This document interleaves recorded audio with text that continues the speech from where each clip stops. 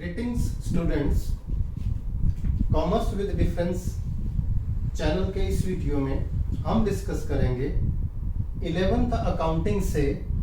Topic है cash book और cash book में हम करेंगे सिंपल कॉलम कैश बुक यानी सिंपल कैश बुक या single column cash book.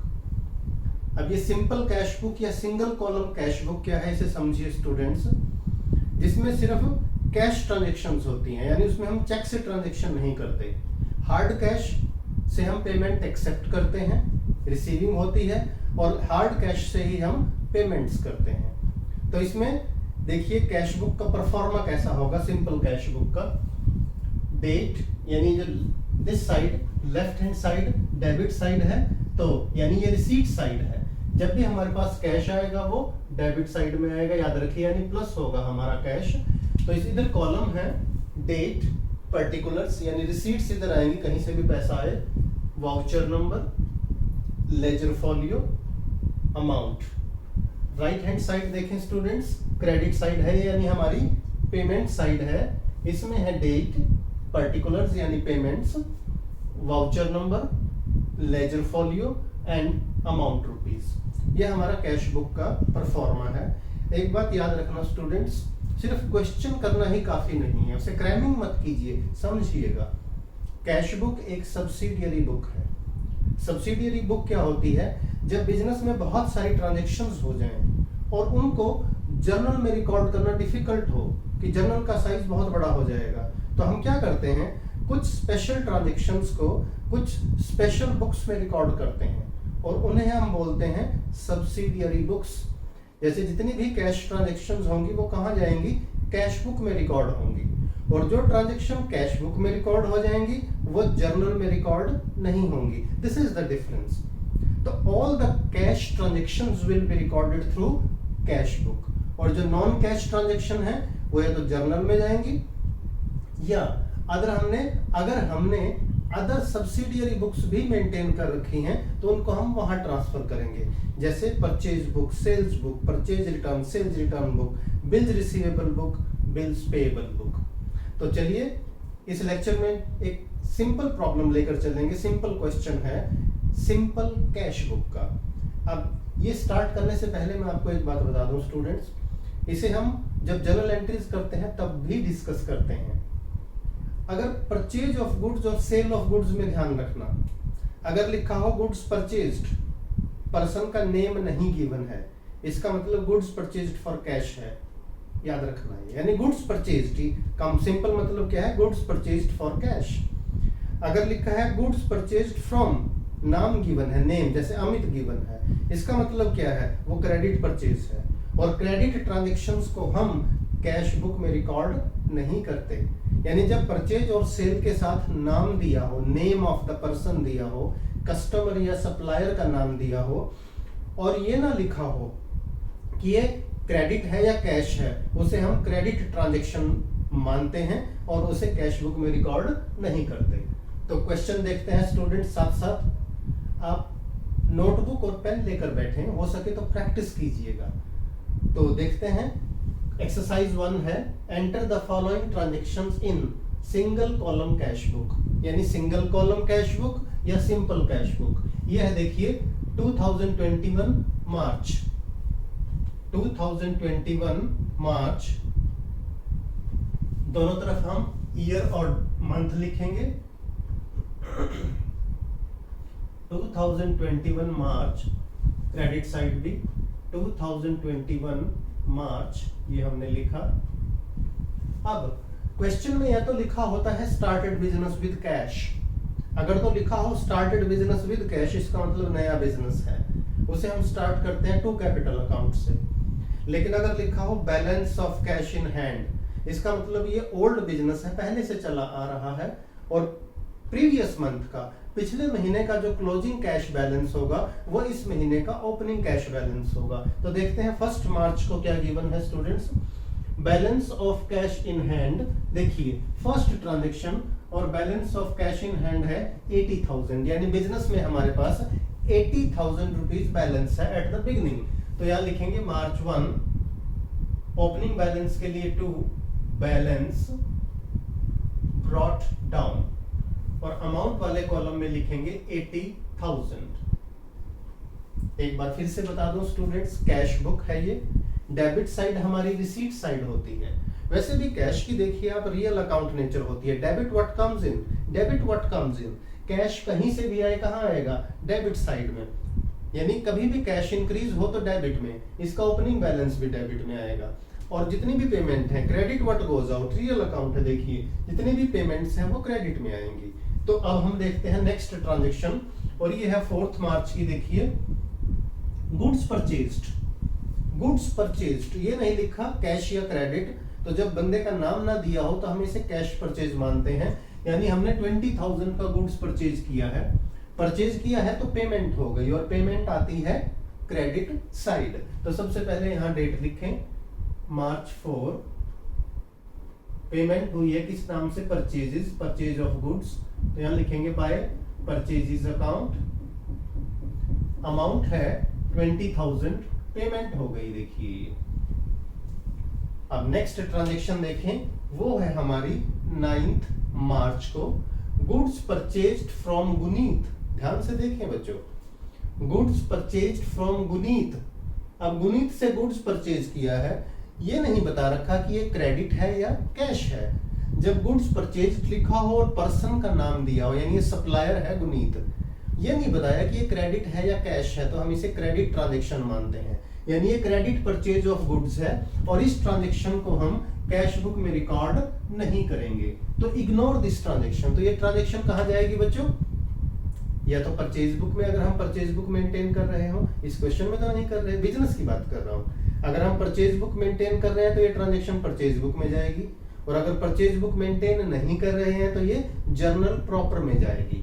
Next transaction की तरफ बढ़ते हैं। देखिए 12 March, goods sold to Sanju for cash. ध्यान से देखिए, गुड्स हमने सेल किया, कस्टमर का नाम है संजू, फॉर कैश है 15,000, यानी सेल करने से पैसा आया है, तो डेट है 12 मार्च, डेबिट में लिखिए डेट 2, गुड्स सेल करने से पैसा आया, संजू से आया, नेम को इग्नोर कर दो जब हम परचेज सेल करते हैं कैश में, तो यहां लिखेंगे टू सेल्स अकाउंट,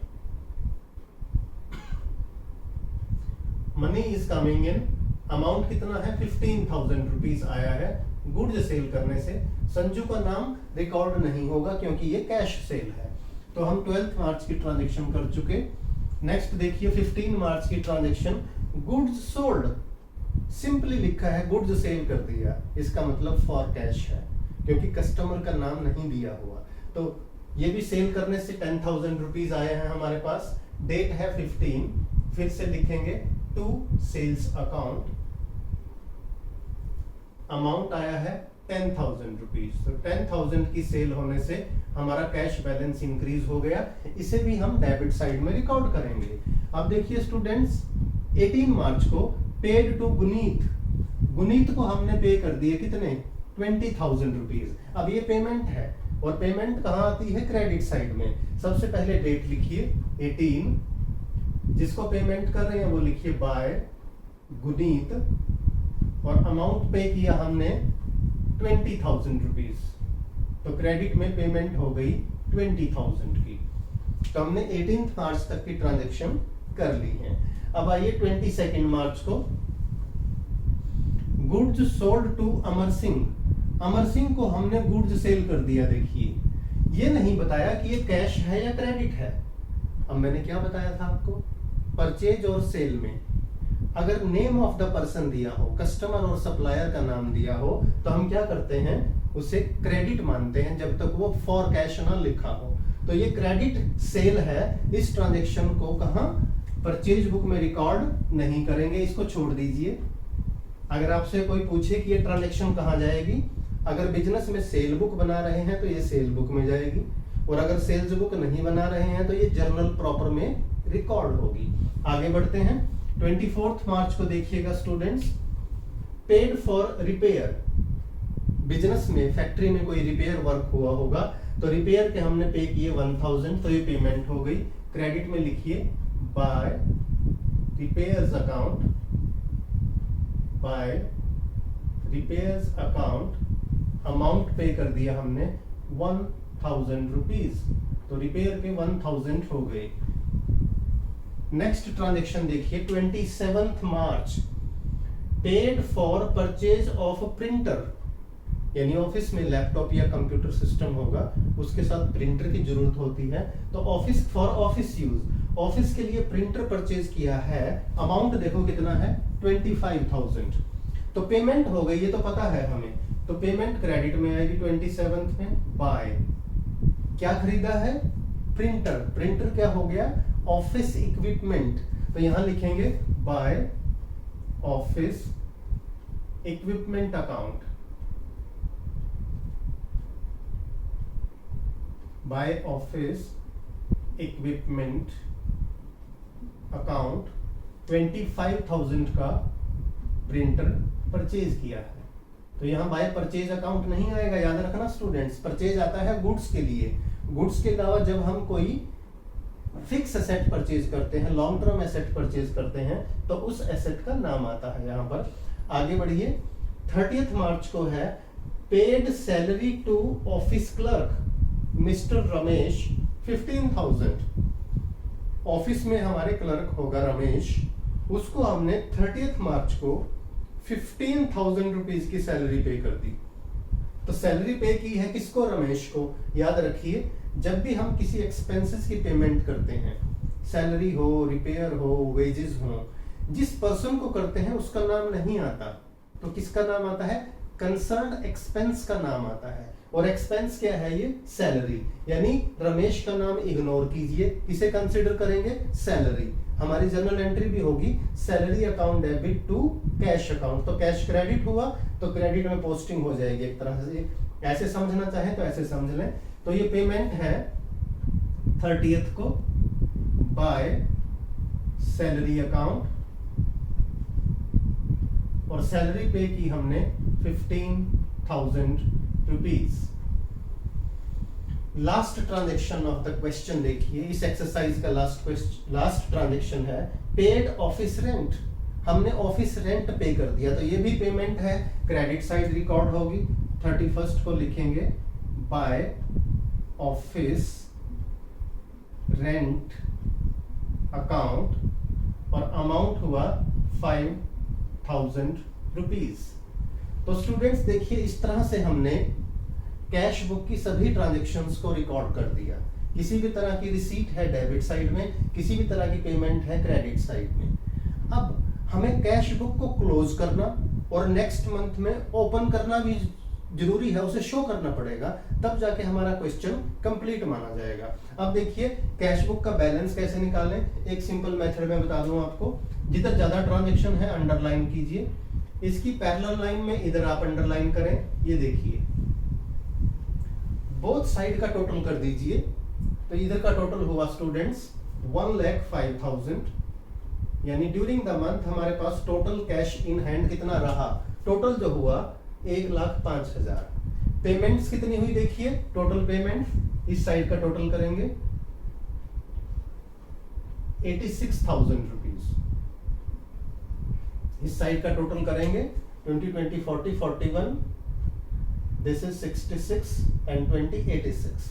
यानी ड्यूरिंग द मंथ हमारे पास टोटल कैश इन हैंड तो बन गया था 1,05,000, इसमें से 86,000 की हमने पेमेंट कर दी। अब बैलेंस कितना बचा है स्टूडेंट्स देखिए, बैलेंस कैलकुलेट करने का तरीका, डेबिट साइड यानी 1,05,000 में से 86,000 को माइनस कर दीजिए बेटा, और बैलेंस कितना बचेगा? 9, दैट बैलेंस विल बी 19,000। यानी at the end of the month, मार्च के महीने में लास्ट में हमारे पास 19,000 कैश इन हैंड बचा है। अब इसे लिखने का तरीका देखिए, 31 मार्च बाय बैलेंस क्लोजिंग के लिए CD कैरीड डाउन, यानी कितना बैलेंस हम अगले महीने में कैरी करके ले जा रहे हैं, कैरीड डाउन 19,000। अब यहां का टोटल कर दीजिए। अब दोनों तरफ का टोटल देखो इक्वल कर, कैश बुक का ये ध्यान रखिएगा students, both side equal should, total should be equal, दोनों तरफ का टोटल इक्वल होना चाहिए और पैरेलल लाइन में होना चाहिए, ऊपर नीचे नहीं, ये ध्यान रखना है आपको। अब हमने क्या किया, मार्च के महीने में कैश बुक को क्लोज कर दिया। At the beginning of the month हमारे पास बैलेंस था 80,000, eight the end of the month हमारे पास बैलेंस है 19,000। अब नेक्स्ट मंथ में इसे ओपन कीजिए, यानी हमारा ईयर वही चल रहा है 2021, मंथ आ जाएगा यहाँ पे अप्रैल 1st। तो 31 मार्च को जो क्लोजिंग बैलेंस था 1 अप्रैल को वो ओपनिंग बैलेंस होगा, यानी एक तरह से नेक्स्ट मंथ की कैश बुक हमारी स्टार्ट हो जाएगी। और यहाँ का जो क्लोजिंग बैलेंस है समझिए स्टूडेंट्स, वो यहाँ का ओपनिंग बैलेंस हो जाएगा 19,000 रुपीज। तो ये था simple column cash book, really simple. बस छोटी छोटी चीजों का ध्यान रखना है। एक तो याद रखिए स्टूडेंट्स, फॉर्मेट कंप्लीट हो, जो विड्थ है, चौड़ाई है, पर्टिकुलर्स की, voucher number, ledger folio, amount, both side वो इक्वल होनी चाहिए। देखिए जरूरी नहीं आप स्केल का यूज करें, आप फ्री हैंड से भी कर सकते हैं, उसके मार्क्स नहीं कटते हैं, बट डू दिस प्रॉपरली। तो अगर समझ में आया है, वीडियो अच्छा लगा है तो लाइक कीजिएगा, फ्रेंड्स के साथ शेयर करें, और चैनल अभी तक सब्सक्राइब नहीं किया तो चैनल को सब्सक्राइब जरूर कीजिएगा।